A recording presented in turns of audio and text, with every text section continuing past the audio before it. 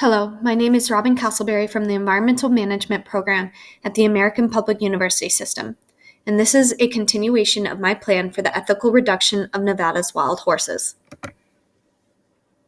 This presentation will identify the decision-making, follow-up monitoring, assessment, learning and feedback, and institutional learning parts of the iterative phase for a wild horse and burrow management plan. The vision statement for this plan is returning Nevada's public lands to a state of balance between all creatures and entities by reducing and managing the wild horse and burrow population in the most ethical way.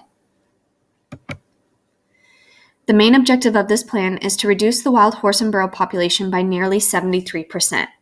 The extreme overabundance of animals on Nevada's rangelands is causing a decrease in available food and water for those that share the land.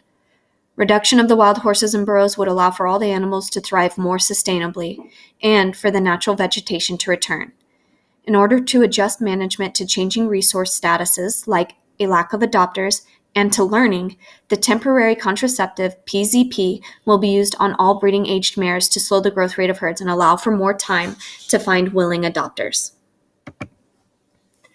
Follow-up monitoring will need to continuously happen in order to track the changes in resources.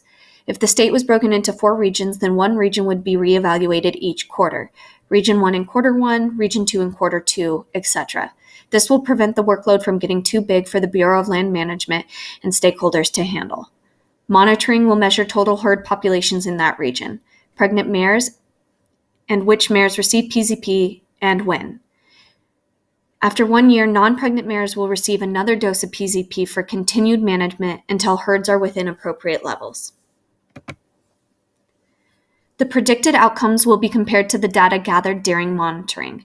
This comparison can be used to evaluate the effectiveness of this management plan and will allow for adaptation of the plan for future decision-making.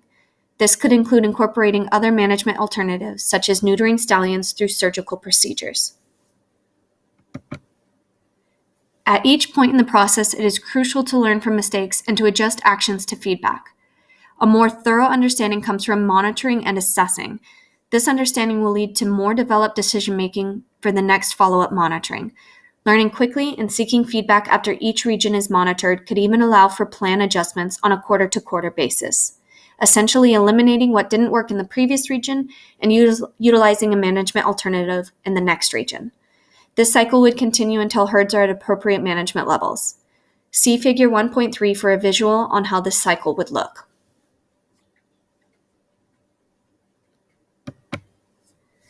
As this plan matured, it became evident that the setup phase needed to be revisited and adjusted. For example, the objective needed to be more clearly defined, and PZP as an objective needed to be changed to a management alternative. It is known that the overabundance of wild horses and burrows is causing a depletion of food and water, which is negatively impacting biodiversity. Therefore, the objective is now to reduce the population by 73% to restore an appropriate balance. Additionally, from the setup phase, stakeholders need to be identified more specifically. Thank you for your time in listening to this presentation. Please see my resources.